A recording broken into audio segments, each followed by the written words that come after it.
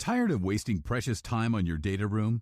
Introducing Merrill DataSite One, the only SaaS app for due diligence. With the new DataSite One, you set up projects in minutes, upload and search for files faster, and manage permissions in just 3 clicks, all in a data room backed by the highest level of security certification. Free yourself from data room chaos. Close more deals faster, without surprises, and with complete ease. See a live demo with the new DataSite One at merrillcorp.com. That's merrillcorp.com. Welcome to Keeping Score. I'm Rick Horrow. Each week we bring you insights from the playmakers, deal makers, and rule makers in the world of sports.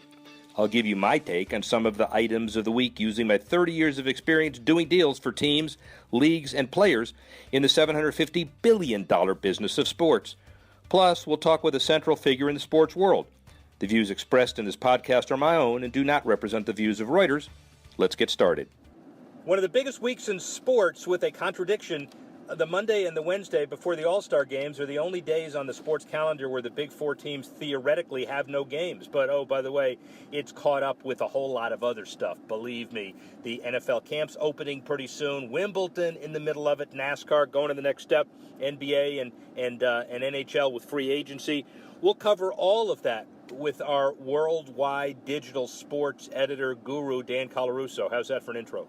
I would love to be considered a sports editor, but I'm not that expert in the field. That's your device. I'm just a regular old editor, but I'm glad to be here, Rick, back from the holiday weekend, and the sports calendar isn't slowing down at all. No, it's becoming even more significant, and we start with a story, ironically, with a league that is a bit dormant, but not at the bank book and not at the checkbook.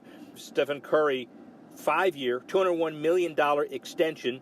The richest contract in league history, the $200 million club. And by the way, it's not just the free agency time period, but it's the salary cap, $99 million next season, and the luxury tax line, $119 million. So if you go over it, that's okay. If you want to buy a championship, that's okay.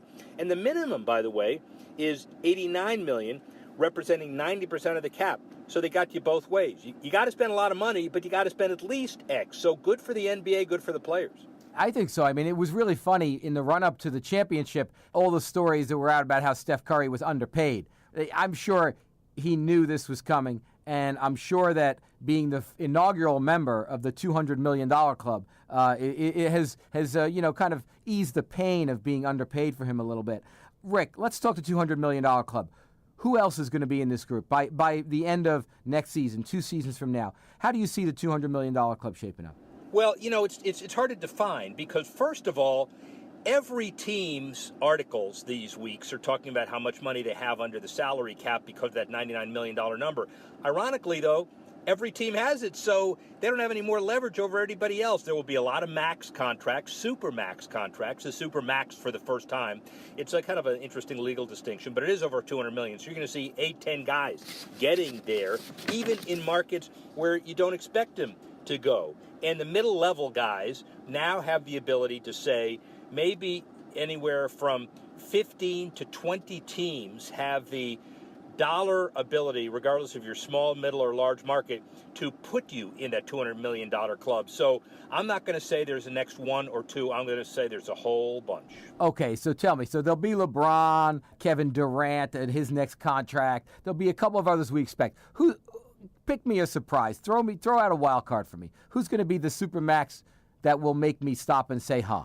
Well, it may be somebody in the league who is, let's call it a Sixer. Let's call it one of the guys. It's not Embiid, but it may be one of the guys that's coming up. I think John Wall, for example, in Washington may be the next $200 million guy just because of timing. Right. That's a surprise, although the way he played in that series against Boston, it's not a surprise. Well, Wall's a great player, right? But again, it's more on the Supermax.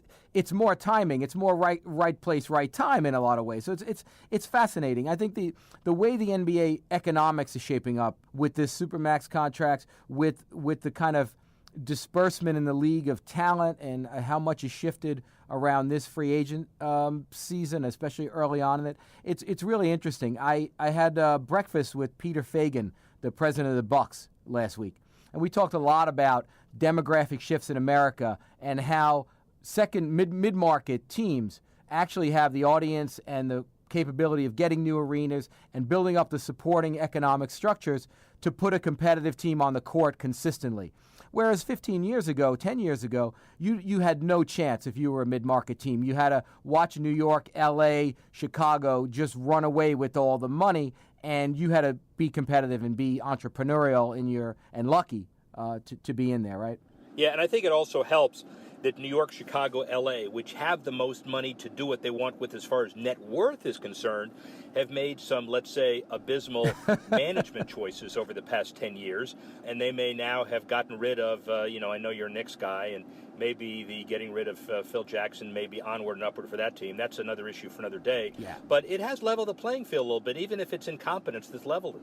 Yeah, it really has, and it's good to see. And even when Big Chief Triangle, as he was once referred to in a not-so-complimentary way, by my other hero, Jeff Van Gundy. If Big Chief Triangle can't succeed in New York with the New York payroll behind him, it does give you a little pause that refreshes in American sports where it's not just dominated by the big money, big market teams. You talk about American athletes, but we segue across the pond. All England Tennis Club, Wimbledon 140th Championship, 90th anniversary of the first radio broadcast, 70th of the first TV, 50th first color, and now they cut a deal with CNOS Sports, an agreement to become the official Wimbledon partner for all of China's social media platforms, 2017 to 2019, reaching out to China with an amazing legacy tournament. Big deal, huh? A huge deal. I mean, not to go back to my very prescient call that Chinese sponsors would be big at the Olympics a week before Alibaba announced this deal with the IOC. I'll put that on the side. I won't take another victory lap, won't do another end zone dance about that. But you'll see the Chinese big money coming in on sports and events that they consider culturally relevant, that hit very nicely with the emerging affluent in that country. There's a lot of money being made by the brands. The brands in China, even the smaller brands, are so big as to capture the imagination of any investment bank, any commercial entity out there. So I don't think we realize it here in the States, but there is a tremendous market for this there, for these kind of sports and these kind of events there. I'll give you one anecdote about China and tennis. We did a video here a couple weeks back. It was probably the most interesting video we've done in a long time about a new artificial intelligence device developed by an entrepreneur in China, sold not by big business, that coaches your tennis swing. Because they have so many casual tennis players that they don't have enough coaches to teach them how to play. So this is something you strap to your racket, and it tells you you're going too high, going too low, level it out, whatever it might be. That said, that just points to the power of that market and the power of the numbers that are in that market and how they affect the commercial output of things. So I think huge sponsorship, great move for Wimbledon, coming geographically and commercially, catching up to us. We love the tradition, but it's nice to see the diversity. And the potential, tradition, diversity, and potential. Absolutely. Played golf with Sen Feng, the Chinese star on the LPGA Tour at a Pro-Am at the LPGA Championship. You drop names, I'll drop them as well last week. And all she talked about was the amazing potential, her academies, and reaching Chinese golfers. And to your point about tennis, all you need is 5% market share, and you're going to dominate in tennis and in golf and otherwise. So, your video's well-placed, Chinese entrepreneurs well-placed, all sports, especially individual sports like tennis and golf, a big deal. The biggest issue to me, I guess, here is coming home, started to put together the Miami Sports Authority seemingly 40 years ago. I have a program that I pulled out in 1965, the Miami Marlins, the old Florida State League team, 14 years before Cal Ripken played there and his dad coached. And now, 1993, the Marlins start, 1997, first championship, 2003, second one, let's forget Bartman and the Cubs, 2012, the new stadium, and now they have an all-star game 5 years later in 2017. Big deal for Miami, although Jeffrey Loria better sell that franchise, but also a big deal for Major League Baseball and the all-star game, right? Yeah, I think, first off, the city, the baseball community there, I think you can probably speak to it better than I can, needs something to cheer about, right? And I think it's big there, but I think you're going to see the event. We talk about this a lot on the show about how the event transcends the actual game, right? And here, again, whether it's the home run derby, whether it's the ancillary economy around the game, the tourist thing, I mean, it's bigger in Miami because it's already a destination and it's already kind of a place to go. So I think it is a nice positioning for the city this year, and maybe a little boost for the franchise, and certainly for Major League Baseball, and especially now that they've gotten rid of the World Series consequence to the All-Star game, where it does then just get to become a fun spectacle and not have any real-world implications. Yeah, big deal here. Again, Stanton, you're right, against that monumental Aaron Judge. I can't wait to see that. That's going to be fun. All-Star game itself. Yeah, it's going to be fantastic. 170 countries, 13 languages, and it's a big deal. We can't wait until the selling and buying. There are a lot of teams, by the way, at 500. We'll talk about that later on this month. Where, like Tampa Bay, do you sell? Do you buy? Cubs, 500 World Series champions last year. Do you sell? Do you buy? That'll be an interesting economic consequence. We'll talk about that as we get closer to the trade deadline later this month. Yeah, it is. It's that time of the year, right? And you start to wonder, like, is your team going to cash it in? Do you get to see that minor league shortstop who you've been pining for the last 18 months? Like, all that stuff kind of plays into the equation. But again, the All-Star game is a great break for the baseball season. It's a way to Tired of wasting precious time on your data room? Introducing Merrill DataSite One, the only SaaS app for due diligence. With the new DataSite One, you set up projects in minutes, upload and search for files faster, and manage permissions in just 3 clicks, all in a data room backed by the highest level of security certification. Free yourself from data room chaos. Close more deals faster, without surprises, and with complete ease. See a live demo with the new DataSite One at merrillcorp.com. That's merrillcorp.com. Rekindled your joy if your team is in the dumps. It's a way to watch your favorite players. It's a way to see players you don't get to see all the time. And it is really the event that baseball has to start to leverage a little bit more, and especially, I think, internationally. And it's an incredible showcase for people who have been heroes of the game. It's a trade show. It's a business. And a good example, good segue, Cal Ripken Senior Foundation for the last 16 years. They've implemented these youth development programs across the country. The Ripken Foundation, about 300,000 kids annually, 20 states, 65 parks, 1.2 million kids through the Nation Youth Development Park and Mentor Program. So he'll be around the All-Star game. His guys will be. Major League Baseball in the inner cities embraces all of this. And Steve Salem, who is the president of the Cal Ripken Senior Foundation and kind of an architect of all of this, gives us a perspective of the economics of it, the business consequences of it, and the social do-good implications as well. Steve Salem. How are you, Steve? Fine, thanks. Good. It's good to be here. Awesome.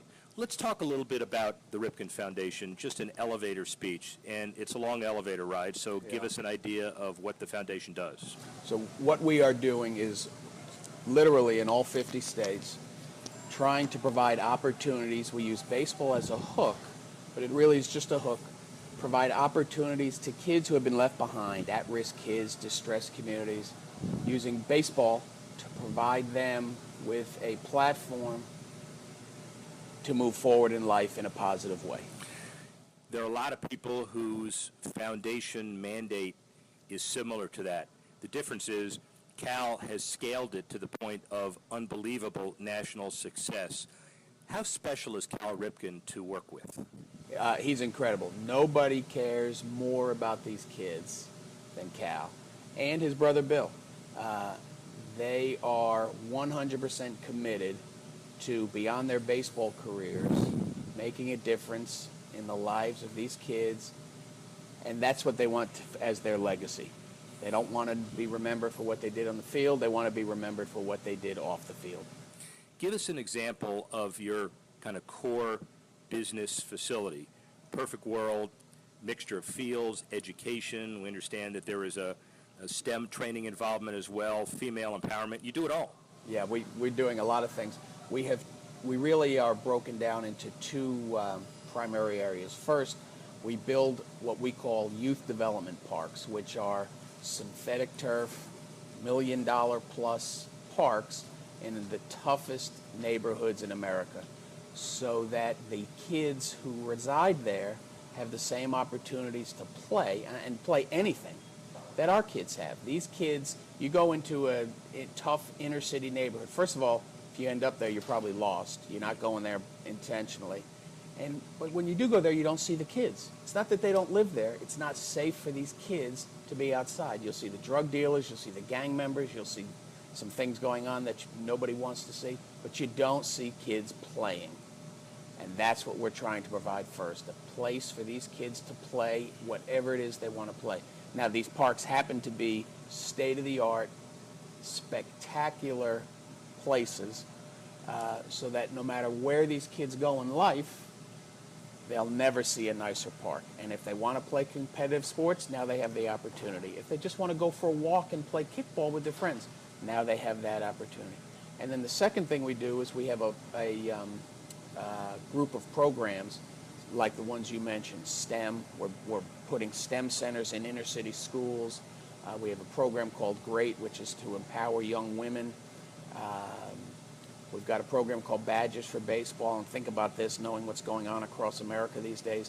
We're going to the toughest neighborhoods, the same neighborhoods where these police officers and kids are killing each other and where the rioting's taking place. And we're providing them with what they need to play baseball together. And the police officers become the coach. And the kids, we're talking about middle school age kids primarily, and so now these kids look at the police officer instead of the bad guy. He's the coach. And think about who in your life you didn't want to disappoint when you were a kid. It's the coach. And think about whose life lessons you think about today, 50 years later. If it's not your dad and your mom, it's your coach. And so we're changing that, we're changing the dynamic of these communities and the trajectory of these kids' lives. Give me an idea of the numbers, your organization itself and your goals and aspirations, and how many projects do you want to do in a certain period of time? Right. So we, 12 years ago, we were basically a $1 million organization. Today we have an annual fundraising goal of $35 million, which we will hit. We have built 65 youth development parks across the country. And doing the math, it's at least $1 million a piece. Some of them were multi-million-dollar projects.